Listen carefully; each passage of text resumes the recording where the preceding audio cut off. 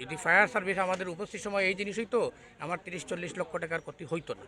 Fire সার্ভিসে আমি যতবারই ফোন দিছি, বিভিন্ন জায়গা থেকে ফোন দিছি, বিভিন্ন নাম্বার থেকে ফোন দিছি, কন্টিনিউ ব্যস্ত ছিল। আচ্ছা ধর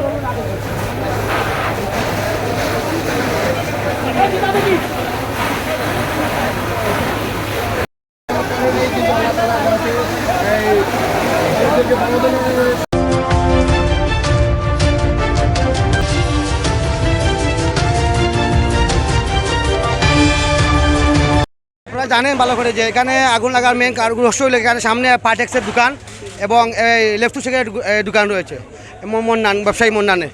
তার বাসার দোকানের পিছনে তার godown, left to second godown এবং পার্টেক্সের গোডাউন রয়েছে। সেই গোডাউনে গোডাউনের রুম বৃদ্ধি করার কারণে ওয়ার্লিংয়ের কাজ করতেছে। সেই ওয়ার্লিংয়ের কাজ থেকে ওয়ার্লিংয়ের আগুনের সূত্রপাত। বর্তমানে মোটামুটি আমাদের নিয়ন্ত্রণে আগুনটা নিয়ন্ত্রণে কাজ করতেছে এলাকাবাসী সহ, ফায়ার সার্ভিস সহ, আইন শৃঙ্খলা বাহিনীরা সবাই মিলে কাজ করতেছে, আমরা এলাকায় সবাই মিলে। কেউ বলতে পারে না। আমি প্রথম এসে যে এই যে ব্যবসা প্রতিষ্ঠানের যে মালিক, ওনার সাথে কথা বলছি, উনি বলতেছে ভাই আমি তো নিজেই জানি না, বিগত সময়ে মেবি 2014-15 সালে এইরকম হবে। ওনার আরেকটা গোডাউন ছিল, আরেকটা ব্যবসা প্রতিষ্ঠান আমার এলাকা ছিল, এটাও আমার এলাকা, পাটানটুলার ভিতরে পার্কপুর আবাসিক এলাকা, সেম এইরকম অগ্নিকাণ্ডের শিকার হয়েছিলেন উনি, ওই ব্যবসা প্রতিষ্ঠান। ওইখান থেকে অগ্নিপাত মানে ব্যবসা প্রতিষ্ঠানে লস হওয়ার পর উনি এখানে চলে আসেন। এখানে আসার পর 2025 সালে সেম অগ্নিপাতের ঘটনা ঘটে। তো যাই হোক, ফায়ার ব্রিগেডের সার্বিক সহযোগিতায়, ফায়ার সার্ভিসের কর্মকর্তাদের সার্বিক সহযোগিতায়, এলাকাবাসীর সহযোগিতায় এখন আগুন মোটামুটি নিয়ন্ত্রণে এসেছে। কিন্তু ব্যবসার বর্তমানে কীরকম ক্ষয়ক্ষতি হয়েছে একমাত্র যে ব্যবসায়ী, যে বা এই ব্যবসাটি মানে প্রতিষ্ঠানটি তৈরি করেছেন, যে মালিক, উনি ছাড়া আমরা কেউ বলতে পারবো না। আমি এখন পর্যন্ত দেখছি 2টি গাড়ি আসছে, 2টি গাড়িতে কতজন কর্মকর্তা কাজ করতেছে, সবাই অক্লান্ত পরিশ্রম করে যাচ্ছেন। কয়জন আমি দেখছি ভিতরে 10 থেকে 12 জন কাজ করতেছেন, 2টি ইউনিটে বিভক্ত হয়ে ওরা কাজ করতেছে। হ্যাঁ, আপনি দেখছেন যে এখানে অনেক বাসাবাড়ি আছে, প্রত্যেকটা বাসাবাড়ির মহিলা পুরুষ সবাই বিত্ত সংস্থ। ওনারাও কিন্তু আমাদেরকে সার্বিক সহযোগিতা করেছেন। কেউ ওই যে টিনের বেড়া কাটার জন্য কাঁচি দিয়েছেন, কেউ দা দিয়েছেন, কেউ শাবল দিয়েছেন। তাদের সবার সার্বিক সহযোগিতা আমরা মোটামুটি আগুন নিয়ন্ত্রণে আনতে পেরেছি। মিটারে একটু বাড়াবাড়ি করছে, আগেও করছে। তো আমরা উদ্দেশ্য হইলে কি যে ঈদে তো আর মানুষ আইছে না, কাজ বন্ধ। তো সব লোক যখন আসবে তখন আমি করবো কি যে মিটারটা একটু দেখাই। অলরেডি আমি ইলেকট্রিশিয়ানরাও ফোন দিছি। তো ওই সময় আর এর ভিতরে যেহেতু আমরা এই জায়গায় তো লোক নাই, এমনি যদি লোক থাকতো তো আসা যাওয়া করতো, কিছু ঘটলে হয়তো উপস্থিত সময়ে যা কিছু করতো। যখন কিছুটা আগুন অতিরিক্ত হয়ে গেল তখন ওই সাইড থেকে লোকে বলছে আগুন, তখন আমরা সব আসছি, আইসা দেখি সব মোটামুটি শেষ।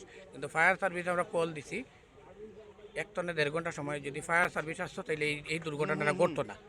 কন্টিনিউ ব্যস্ত ছিল এবং মানে এই যে এই 30-40 লক্ষ টাকা যদি ফায়ার সার্ভিস সঠিক সময় আসতো, এই 30-40 লক্ষ টাকার ক্ষতি আমার হয় নাই। আমি মোটামুটি মনে করেন যে এখন রাস্তায় নেমে গেছি, এখন ব্যান চালানো ছাড়া আমার আর কোনো রাস্তা নাই।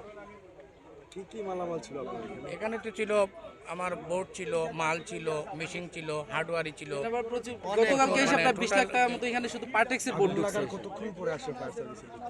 আগুন লাগা 1.5 থেকে 2 ঘন্টা পরে আসছে আমার কাছে মনে হচ্ছে। আমরা শুধু না, এলাকাবাসী এখানে ছিল, সজীব খান ছিল, রাসেল খান ছিল, আসর খান ছিল, এরা সবই যতটুকু পারছে, কামরুল সহ এরা সবও মানে সব না, এ টু জেড যে বা যারা এলাকা ভিত্তিক ছিল সবই চেষ্টা করছে আগুন নিবানোর জন্য। কিন্তু আগুন যখন অতিরিক্ত হয়ে গেছে, এটা আমাদের পক্ষে বা মানুষের পক্ষে ঢুকাই সম্ভব হয়েছে। পাখি এটা আমার ছোট ভাইয়ের শখে পালতো। দুইটা পাখি মারা গেছে। এবং এখানে লোক আরো দেখতেছি যে এখানে ঢুকবে, কিন্তু এখন আমার তো যাওয়ার গেছেই, এখন লোক যেটা তো আমি দিতে পারবো না। আমি সবকে বলছি যে আপনার ঢোকার দরকার নাই, ফায়ার সার্ভিস আসছে যেহেতু ওনারা চেষ্টা করুন। জি, এটার নাম ছিল new quality furniture and Mannan cotton. New quality furniture and Mannan cotton, হ্যাঁ দুইটা। আপনার নামটা একটু বলুন। আমার নাম আব্দুল মান্নান। এর আগে এখন বলেন, এর আগে না আবার আপনার কোথাও কোনো দোকানে এরকম অগ্নিকাণ্ড? দোকানে ঘটে না, এটা আপনার 2010 কি 12 হবে, 2010 কি 12 হবে। ওইটা ছিল আপনার ওই লাগা দোকান থেকে ওল্ডিং করতে গিয়ে ওল্ডিংয়ের ফোঁটাটা আমার তুলায় পড়ে গেছিলো। তারপরে ওনারা জানার পরে আমারে বলে নাই। ওনারা মানে যখন উনি ফুটা দিছে তখন কিন্তু আগুন ভিতরে পড়ছে, ওনারা জানার পরে ওনারা বসেছিল। এটা মমিন ভাই ওইখানে ওই দিকের ওয়ার্কশপ, কিন্তু তারপরও ইঞ্জিনিয়ারিং, হ্যাঁ। তারপরও পরে হয়তো জানা গেছে ওনাদের কথা, আমি আর কোনো ব্যবস্থা নিতে পারিনি।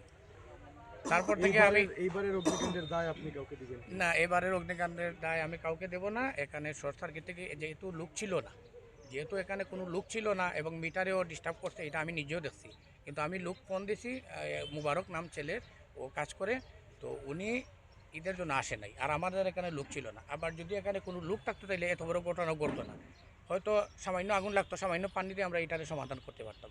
এখানে কোনো লোক ছিল না, ওই জন্যই দুর্ঘটনা করছে। এটা শর্ট সার্কিট থেকে হয়েছে, এখানে কাউকে আমি দোষ 45 মিনিটের সময় মেসেজ পাইছে এই পাঠানটুলিতে একটি কাঠের দোকানে আগুন।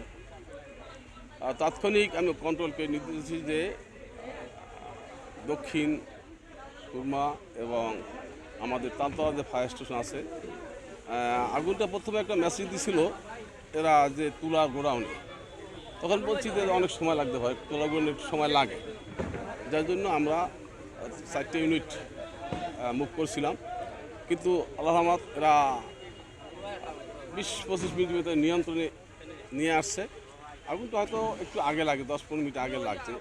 আর এখানে তো দেখতেছেন খরস্রোতা রৌদ্র আর কাঠের ঘর, এই দ্রুত সরাই যায়। যাই হোক, আগুনের ক্ষয়ক্ষতি মালিকের সাথে একটু জানতে হবে। আর অগ্নিকাণ্ডের কারণ যতটুকু জানলাম, এখানে অয়েলিং করতেছে, এরা আর একটা শাখা কাজ করতেছে, ওখান থেকে ভিতরে তুলা আছে, তুলা থেকে দ্রুত আগুনটা ছড়াই গেছে আমার মনে হয়। এছাড়া আর কিছু দেখি না। তারপরও তদন্ত সাপেক্ষে এটা তদন্ত হবে, তদন্ত পরে আমরা বলতে পারবো আসলে অগ্নিকাণ্ডের মূল কারণ।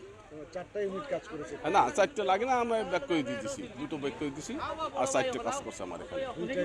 হ্যাঁ, জি জি। আসতে একটু লেট হয়ে যাচ্ছে, কি কারণে একটু যদি বলতেন? লেট তো যার বাড়িতে আগুন লাগে সে 1 মিনিটকে 1 ঘন্টা মনে করে। ফায়ার ব্রিগেড মেসেজ পাবে, তারপর তো আসবে। তো এই যানজট সবাই সিলেট বিভাগে তো দেখতে পাচ্ছি নি। তাই তালতলা থেকে আসতে জোর 10 থেকে 12 মিনিট, এই 12 মিনিটই কাঠের ঘর চলে যেতে পারে 2, 4, 5, 10টা। কিন্তু আপনারা আল্লাহর রহমত আশেপাশে যে ঘরগুলো দেখতেছেন, চুরিয়াটার মতো যদি এগুলো সব সরাই যেত, সেগুলো তো রক্ষা হয়েছে, এই বেচার ক্ষতি হয়েছে, এটা স্বাভাবিক। ওকে, না এখন পর্যন্ত আমার কোনো মেসেজ পাইনি, শাস্তি হবে। হ্যাঁ, একটু থাকে। জি, ওকে ওকে, থ্যাংক ইউ ভাই।